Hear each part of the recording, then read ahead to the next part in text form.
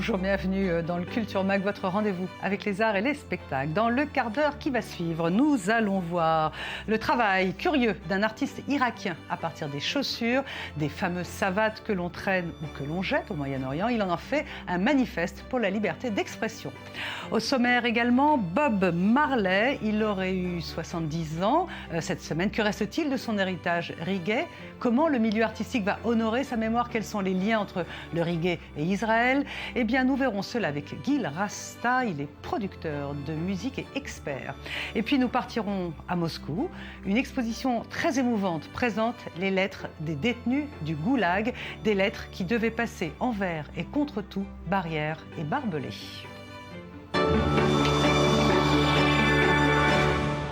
Voilà pour le sommaire. Merci pour votre fidélité.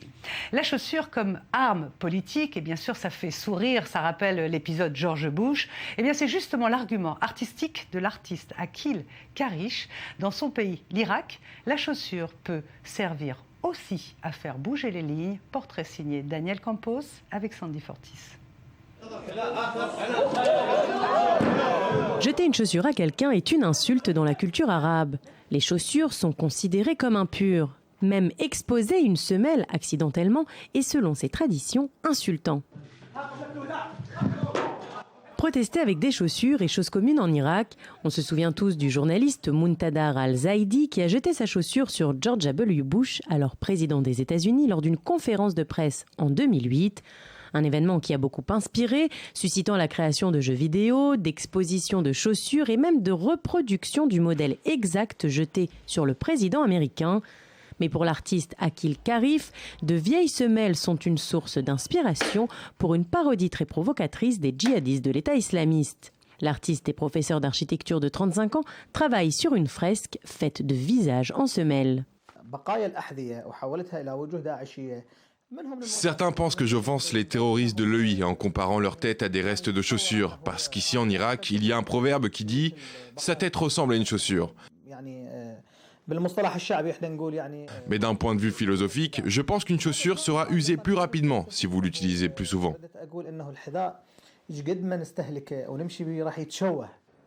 L'artiste controversé a passé de longues heures dans les décharges à la recherche de chaussures usagées. Parfois ridiculisé pour passer son temps le nez dans les poubelles, il veut véhiculer l'idée que les déchets ne sont pas nocifs et qu'ils peuvent être utilisés pour faire de l'art. L'artiste a d'ailleurs exposé en 2013 des œuvres à base d'objets recyclés dans le pavillon irakien lors de la Biennale de Venise. Je ne peux pas pousser les terroristes hors de mon pays en faisant un tel travail, mais je suis sûr que ça les dérange. Pour Akhil Karish, son action n'est pas plus importante que défendre son pays arme à la main face aux terroristes, mais elle peut toujours faire de l'effet. Prêt à mourir pour ce qu'il appelle une cause juste, Akhil Karish continuera de se battre pour la liberté de l'expression artistique, même s'il doit en subir les conséquences. C'est drôle de voir que d'un pays à l'autre, on peut soit lécher les chaussures pour des raisons érotiques, soit les acheter pour des raisons consuméristes, soit les jeter pour des raisons politiques. On va rester dans la région, on va partir au Liban, à Beyrouth. Un nouveau mode de consommation fait son apparition. Les puces et les ventes aux enchères, enfin refait son apparition. La ville est de plus en plus branchée, de plus en plus tournée vers la consommation en mode occidental. Du coup, l'attrait pour les antiquités et le vintage redevient tendance. Les ventes aux enchères des puces du souk El Arad cartonnent. Plusieurs fois par semaine, des objets invraisemblables sont proposés à la vente. Les enchères démarrent à 8 h du soir, premier prix $1 et les ventes ne s'achèvent qu'à épuisement des objets. Une corne d'ivoire de 27 kg et de plus d'1 mètre est partie la semaine dernière à plus de 2000 €. À suivre, le reggae en majesté cette semaine. Le roi Bob Marley aurait eu 70 ans. Difficile d'imaginer la star en vieux papy aux dreadlocks grisonnantes. On va voir d'ailleurs comment les fans lui rendent hommage. Mais en attendant, voici le highlight du jour. C'est une idée de sortie sélectionnée par David Gomba.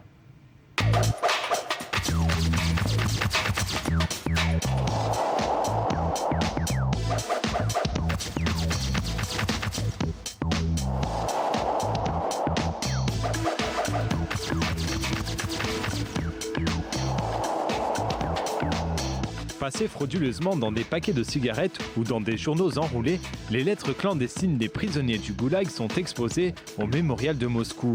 Des manuscrits qui témoignent de cette page sombre de l'histoire. Les camps de travail soviétiques ont été maintenus en activité des années 30 et jusqu'aux années 1980. La plupart des lettres exposées ont été rédigées en 1937 et 1938, alors que les purges de Staline sont à leur apogée, assassinant 700 000 ennemis du peuple. À l'époque, les familles des détenus ne savaient pas qu'une peine de 10 ans, sans droit de correspondance, équivalait en fait à une peine de mort. Une exposition organisée par des associations russes des droits de l'homme, rendant enfin la parole à ces victimes du stalinisme.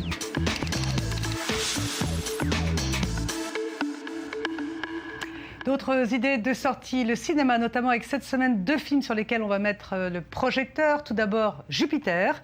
Les réseaux sociaux, fan club annoncent un flop pour cette super production de 175 millions de dollars. Une histoire banale, même dans la galaxie. L'histoire, c'est une héroïne qui est promise à un avenir cosmique grâce à un guerrier galactique. Il y a une affiche un peu nunuche et au final, un buzz qui ne prend pas selon les réseaux sociaux. Le film est signé Lana et Andy Wachowski, frères et sœurs, auxquels on doit entre autres Matrix.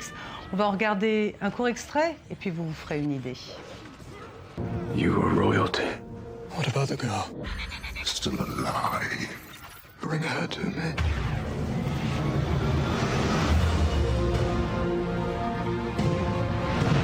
When the exact same genes reappear in the exact same order, it is what you call reincarnation. Majesty's life is going to change if she wants it to. I'm still the same me.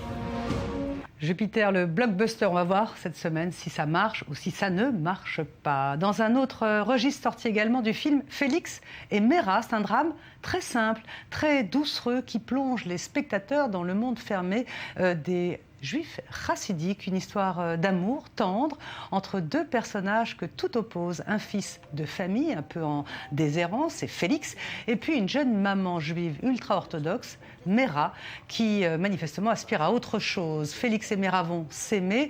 Ce film pose la question du vivre ensemble, des rites et de l'héritage social et familial, et il a été fait au Canada.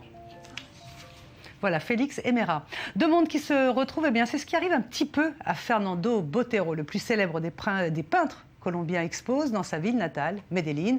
Pour l'occasion, il est revenu en héros, il a repeint entièrement une rame de métro. Le récit, David Gomba. Medellín, autrefois connue pour son dangereux cartel de drogue, cette métropole de Colombie est aussi la ville natale du plus connu des artistes sud-américains, Fernando Botero.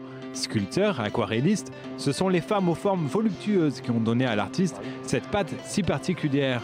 Le grand public le connaît aussi pour ses scènes de cirque et pour les figures religieuses qu'il a peintes. Âgé de 82 ans, il est une véritable star de l'art en Amérique du Sud et plus particulièrement à Medellín, où il est réellement vénéré. Le Museo de Antioquia, l'un des plus respectés de Colombie, expose sa série sur le cirque. Un événement qui prend encore plus d'ampleur lorsque le maestro en personne décide de s'occuper de la campagne de publicité. Une rame de métro repeinte entièrement par Botero. Renommé le train de la culture, c'est l'objet d'une véritable fierté pour les habitants de Medellín. Une exposition qui a donné une bonne raison au maestro d'effectuer une sortie publique. En se rendant à l'expo en métro, puis en effectuant le reste à pied, il a pu mesurer sa popularité sans faille auprès des habitants de la ville. Il a aimé le décor, il est très heureux à Medellín. Très content de voir que ça commence à prendre, que l'exposition a de plus en plus d'impact. Mais il était très content du métro. Le Museo d'Antioquia a ces dernières années eu la chance de recevoir de nombreux dons du célèbre artiste. Toiles, esquisses, sculptures, outre le cirque, il compte dans sa collection permanente plus de 187 œuvres du maestro. Plus que n'importe quel autre musée au monde. Voilà, et notre invité vient d'arriver sur le plateau. Bonjour Gil Bernstein. Bonjour. Merci d'être là. On vous appelle d'ailleurs Gil Rasta, donc vous êtes producteur spécialiste de reggae. Vous avez traduit il y a quelques années ce livre, la biographie de Bob Marley écrite par sa femme, que vous avez traduite par sa mère, que vous avez traduit en hébreu. Gil, cette semaine, Bob Marley aurait eu 70 ans. Qu'est-ce qui reste de son héritage? Est-ce qu'il est encore dans les esprits? Absolument, absolument. Bob Marley, c'est pour nous, ça va rester beaucoup de temps, c'est-à-dire c'est tout le temps une inspiration. Bob Marley, c'est pour nous ici en Israël aussi, sa musique, le reggae music, c'est très important. En Israël, on aime beaucoup le reggae music et c'est pour ça que chaque année, il y a une célébration dans tout le pays. Tout à fait. Alors, on va en parler, mais je veux d'abord qu'on reste sur l'héritage de Bob Marley, parce qu'à l'ère du hip-hop, du rap, d'autres styles musicaux, est-ce qu'il est encore une icône? Est-ce que c'est encore écouté par les jeunes, notamment? Oui, je crois que oui, et je crois aussi que la Jamaïque nous surprend toujours avec des nouveaux talents. Donc, le reggae que Bob Marley, en fait, a inventé avec Lee Perry est toujours avec nous et en fait se développe même, puisqu'il y a maintenant du reggae dans tous les pays du monde. Il y a des groupes de reggae et une scène reggae. Donc Bob, c'est la source d'inspiration, c'est le révolutionnaire, c'est le premier. Et ces messages passent toujours. Est-ce que vous pensez que s'il était encore vivant, hein, il est mort en 1980, mais s'il était encore vivant, Bob Marley serait encore sur scène avec ses dreadlocks grisonnantes à faire la même chose? Je ne sais pas, mais pourquoi pas? Oui, effectivement. Bob ce qui est intéressant, c'est qu'en effet, les musiciens jamaïcains, ils continuent à jouer tout le temps, c'est-à-dire même quand ils sont très âgés. Donc, ouais, j'espère. Alors, Gil Rasta, il y a la réédition la semaine prochaine, je pense que c'est un hommage à Bob Marley, d'un album qui reprend un peu sa tournée, d'un concert notamment enregistré à Boston. Est-ce que Bob Marley, comme je dis, voilà, Michael Jackson par exemple, est-ce qu'à titre posthume, est-ce qu'on utilise encore sa mémoire? Est-ce que c'est un filon encore maintenant? Les enfants de Bob, il a 11 enfants. Certains, en effet, utilisent le nom de Bob pour des marques peut-être de produits, certains produits. Mais je crois que c'est beaucoup plus que ça, en fait. Bob Marley, un peu, la musique appartient à tout le monde. Alors bon, que les royalties, à qui elles vont, ça nous importe peu. Cette musique, on a tous le sentiment qu'elle nous appartient et qu'elle est avec nous pour toujours. Bien sûr, mais ça marche encore, c'est rentable. Cet album, par exemple, qui sort la semaine prochaine, là, de son oui, concert, bien sûr, ça va marcher. aujourd'hui, la vente de disques, de toute façon, c'est pas la même chose. Oui, Ce qui est aujourd'hui plus rentable, c'est les tournées. Ces enfants, il y en a beaucoup qui tournent et qui font des très bons concerts et qui ont même visité Israël, comme Ziggy, comme Kimani. Donc, oui, c'est une famille avec des ressources musicales et financières. Et d'ailleurs, j'imagine que vous êtes au courant que la semaine prochaine, les enfants de Bob Marley vont jouer sur scène à Kingston. Vous avez entendu parler de ce concert hommage? Oui, c'est un concert, ça se passe presque chaque année en Jamaïque, bien sûr. Les enfants vivent entre la Jamaïque et les États-Unis quand ils ne sont pas en tournée. On peut les rencontrer en Jamaïque. Celui qui va en Jamaïque, il y a de fortes chances qu'il rencontre un des enfants de Bob à Kingston. Alors, Gil Rasta, j'aime bien l'idée de vous appeler Gil Rasta. Vous n'avez pas tout à fait le look d'un Rasta. Les Rasta, les dreadlocks et tout ça, c'est super important et c'est bien et c'est très important symboliquement, mais c'est aussi un truc dans le cœur. Bien sûr. Bien sûr, on a ça dans le cœur et cet amour pour la culture de l'homme noir et son histoire aussi. Alors, je voudrais juste qu'on parle un petit peu des relations entre le reggae et Israël. Cette semaine, il y a eu plus d'une vingtaine d'artistes qui ont joué sur scène à Tel Aviv. Qu'est-ce que les Israéliens, qu'est-ce que les artistes israéliens trouvent dans cette musique? Franchement, c'est unique. C'est unique. Vraiment, les grands artistes, les pop stars ou rock stars veulent prendre part à cette soirée qui est en fait produite chaque année par deux amis. On en voit quelques images là. Ouais. Et c'est une soirée fabuleuse. Cette année, ça a été dans une très grande salle, sold out. Et chaque année, il y a donc ce volontariat presque d'artistes qui veulent participer. Chacun interprète une chanson de Bob avec un excellent groupe Koach Rasta qui joue toute la soirée derrière eux. Et c'est génial, c'est une soirée extrêmement importante et c'est d'ailleurs pas la seule célébration, parce que s'il y en a partout. Dans le pays, en Israël. Dans tout le pays, dans des kibbutzim, au nord, au sud. Je crois qu'on a le plus d'hommages à Bob Marley ici en Israël par rapport à d'autres pays. C'est un truc, c'est vraiment l'amour et l'identification au message de paix, de non-violence et d'unité que Bob transmet à ceux qui veulent écouter. Ceux qui veulent écouter. Mais vous pensez que c'est lié à la situation du pays, des Israéliens, de la jeunesse israélienne? C'est sûr que pour nous ici, c'est comme un baume, c'est comme une médecine, tu vois, d'écouter Bob dans un endroit aussi bouleversant qu'est le Moyen-Orient. Donc, complexe. C'est bien sûr que ça nous fait beaucoup de bien.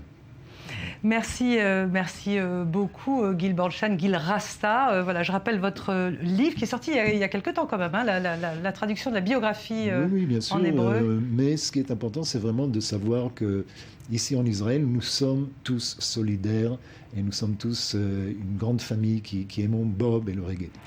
Merci beaucoup. On va terminer avec vous, avec Bob Marley, Could You Be Love, réinterprété par des artistes israéliens à l'occasion du 70 ans anniversaire de la naissance de Bob Marley. Merci pour votre fidélité. On va se quitter avec ces images et en musique. On se retrouve demain à la même heure.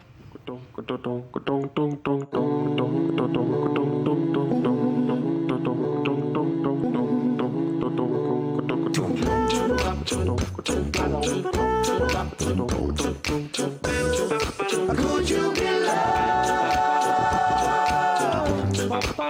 and be loved? Could you be loved? Oh, now and be loved. Don't let them fool ya,